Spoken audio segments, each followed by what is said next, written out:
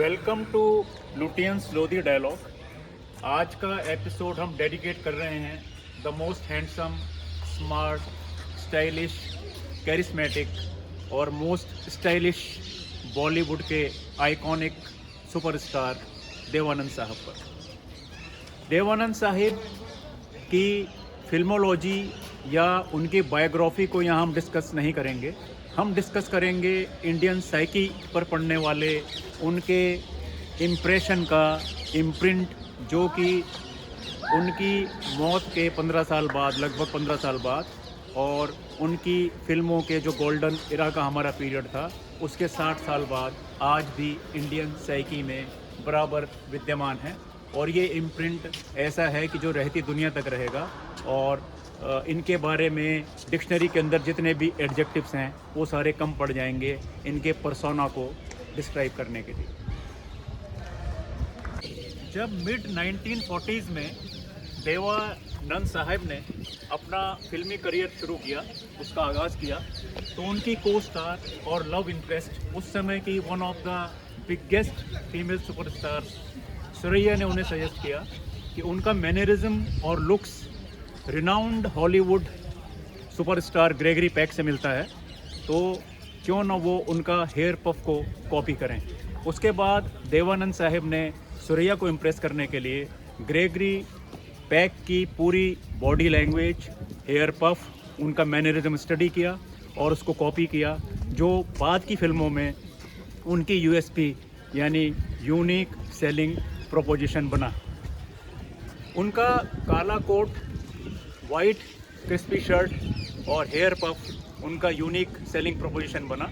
और बाद में ऐसा भी हुआ कि जब वो अपने ये अटायर पहनकर पब्लिक प्लेसेस में जाते थे तो एक सिविल कमोशन की स्थिति पैदा हो जाती थी। लोग उनको एक घेर लेते थे, भीड़ उनको चारों तरफ से, और एक कमोशन की स्थिति पैदा हो जाती थी पब्लिक प्लेसेस में। और कई उनकी फीमेल जो फैंस होते थे वो तो कई बार फेंट होकर गिर पड़ती थी उनके उस सुंदरता को देखकर। तो उसके बाद अथॉरिटीज़ ने वर्बली, रिटर्न में कोई ऑर्डर नहीं है, वर्बली ये कहा कि प्लीज़ आप इसको पब्लिक प्लेसेस में आप काला कोट पहनना अवॉइड करें। तो उसके बाद उन्होंने थोड़े लाइटर कलर्स और पेस्टल कलर्स पहनने शुरू किए और अपनी ऑटोबायोग्राफी रोमांसिंग विद लाइफ में देवानंद साहिब ने ये एडमिट किया है कि इस कमोशन को दूर करने के लिए, जो भीड़ भाड़ इकट्ठी हो जाती थी, इसको दूर करने के लिए उन्होंने फिर हल्के कलर के सूट या कोट वगैरह पहनने शुरू किए। तो ये एक ज़बरदस्त करिश्मा एक देवानंद साहब का था, जो कि पब्लिक में उनकी गहरी पड़ गई छाप को दिखाता है।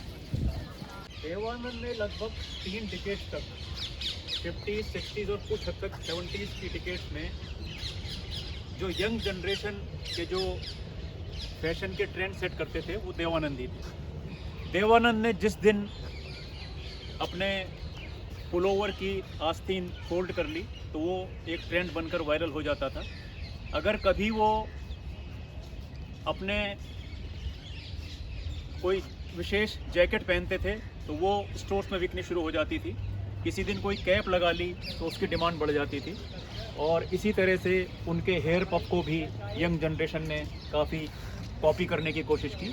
और जो मैंने ये स्कार्फ एक पहना है और एक हाथ में लिया है, ये बड़ा हिस्टोरिक है और इसमें मैं यही फील कर रहा हूँ कि देवानंद साहब हमारे बीच में इस समय मौजूद हैं। ये हमारे एक मित्र हैं सुरेंद्र कैरम साहब, जो कि फ़िलहाल दिल्ली में रह रहे हैं। वो मुंबई फिल्म इंडस्ट्री से पिछले 40 सालों से 4 डिकेड से जुड़े हुए हैं और उनके बड़े बड़े एक्टर्स, डायरेक्टर्स, प्रोड्यूसर्स, उनके साथ व्यक्तिगत संबंध हैं। तो देवानंद भी उनके व्यक्तिगत फ्रेंड थे, उन पर काफ़ी स्नेह रखते थे देवानंद साहब। तो उन्होंने जब एक बार उनसे मिलने गए तो उन्होंने ये दो स्कार्फ, जो कि एक मैंने पहना है और एक मेरे हाथ में है, ये उनको प्रेजेंट किए। और आज हमारी विशेष रिक्वेस्ट पर, स्पेशल रिक्वेस्ट पर उन्होंने ये स्कार्फ हमें प्रोवाइड कराए हैं इस लुटियन लोधी डायलॉग की शूटिंग के लिए। तो हम उनके बहुत ही ग्रेटफुल हैं और उनका धन्यवाद करते हैं। वो भी इस शूट में आना चाहते थे, लेकिन थोड़ा स्वास्थ्य खराब होने के कारण, ठंड ज़्यादा होने के कारण वो नहीं हो पाए। तो हम उनके शीघ्र स्वास्थ्य लाभ की कामना करते हैं और जब भी मिलेंगे तो हम मिलकर उनका शुक्रिया अदा करेंगे।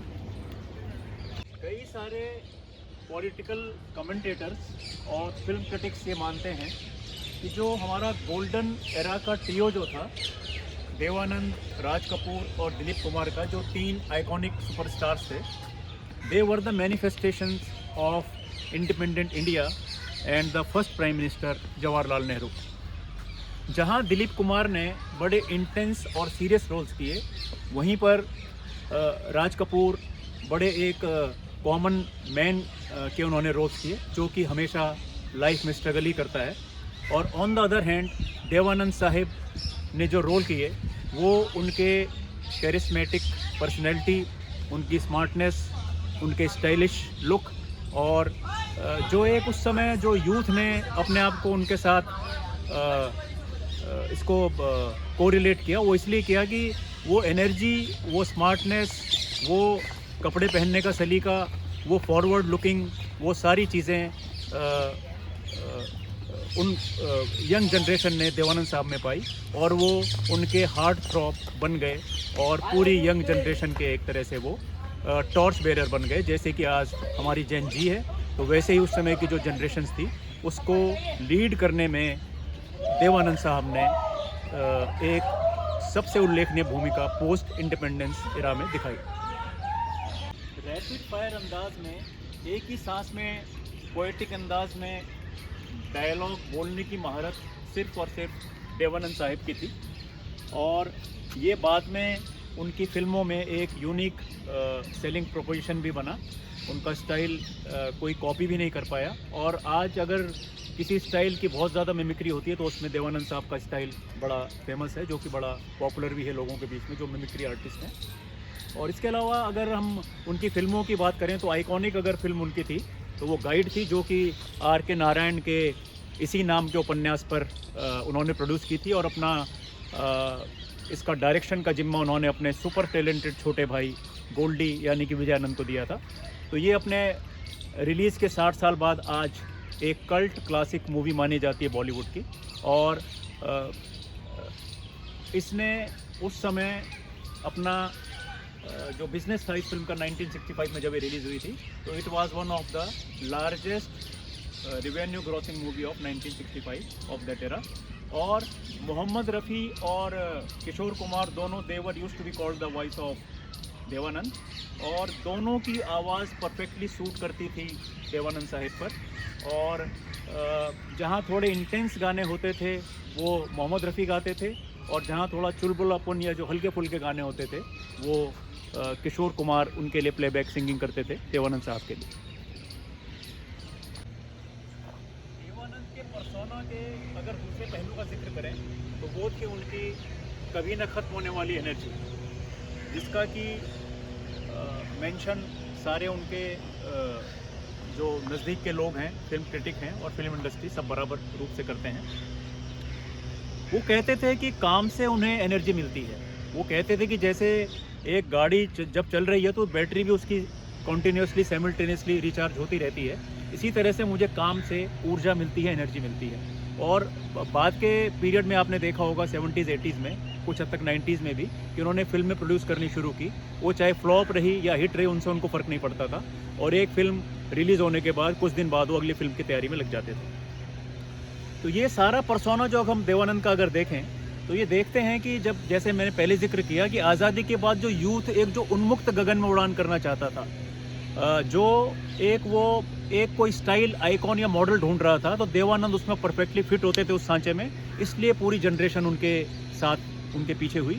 और फिर बाद में लगभग आज़ादी के जब देखें कि 25 साल बाद या 30 साल बाद, जब वो एस्पिरेशंस सरकारों की तरफ से पूरी नहीं हो पाई, जन असंतोष हुआ, पब्लिक अनरेस्ट हुआ, तो वो फिर रिफ्लेक्ट हुआ अमिताभ बच्चन के एंग्री यंग मैन के पर्सोना में। और उस समय की यंग जनरेशन ने अमिताभ बच्चन के साथ अपने को कोरिलेट करना शुरू किया, और अमिताभ बच्चन की उस समय सारी फिल्में एक के बाद एक सुपरहिट होती चली गई, और उनका एक एंग्री यंग मैन का पर्सोना बना। सुपर रोमांटिक हीरो होने के साथ बॉलीवुड के अधिकतर उस समय के जो चार्ट बस्टर सॉन्ग्स, आइकॉनिक जो रोमांटिक सॉन्ग्स हैं, दे वर पिक्चराइज्ड ऑन देवानंद। हमने ऐसी एक लिस्ट बनाई है, गाने सब आपको पता ही हैं। 60-70 साल पहले भी वो चार्ट बस्टर्स होते थे और आज भी लोगों में उतने ही पॉपुलर हैं, स्पेशली जो यंग जनरेशन है उसमें भी उतने ही पॉपुलर हैं। 100 साल पहले मुझे तुमसे प्यार था, तेरी जुल्फ़ों से जुदाई तो नहीं मांगी थी, नफ़रत करने वालों के सीने में प्यार भर दूं, माना जनाब ने पुकारा नहीं, धीरे धीरे चल चांद गगन में, ये रात ये चांदनी फिर कहाँ, फूलों के रंग से दिल की कलम से तुझको लिखी रोज़ पाती।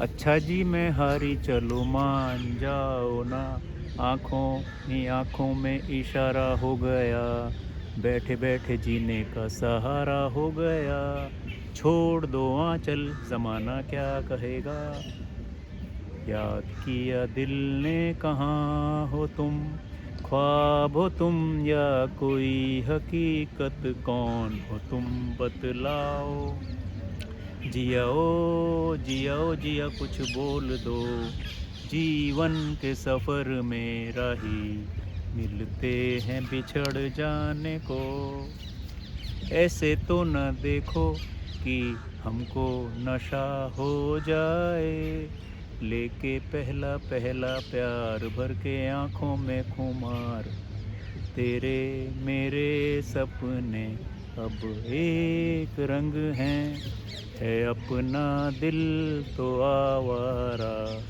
ये रात ये चांदनी फिर कहाँ, संजा दिल की दास्तां, न तुम हमें जानो न हम तुम्हें जाने। हिंदी फिल्म इंडस्ट्री या फॉर दैट मैटर अगर इंडियन फिल्म इंडस्ट्री की बात की जाए तो स्टार ऑफ द मिलेनियम की अगर हम चर्चा करें तो Dev Anand meets that category comfortably. उनकी फॉरवर्ड लुकिंग सोच, उनका मैनरिज्म, उनकी बॉडी लैंग्वेज, उनका एक ऐसा पर्सोना, उनका एक ऑरा ऐसा निकलता था कि जो भी उनके नज़दीक जाता था वो एनर्जी से सराबोर हो जाता था। और उस समय जो एस्पिरेशंस यूथ की थी उस रोल मॉडल में वो कम्प्लीटली फिट हुए और इसी वजह से बाद में भारत सरकार ने उनके लाइफ टाइम अचीवमेंट को देखते हुए उनको भारत के दूसरे सबसे बड़े सिविलियन अवार्ड पद्म विभूषण से नवाजा और सिनेमा के क्षेत्र में दिए जाने वाले सबसे बड़े अवार्ड दादा साहब फाल्के अवार्ड से भी उनको सम्मानित किया। तो ये थी लुटियन लोधी डायलॉग की तरफ से देवानंद साहिब को भावभीनी श्रद्धांजलि ट्रिब्यूट।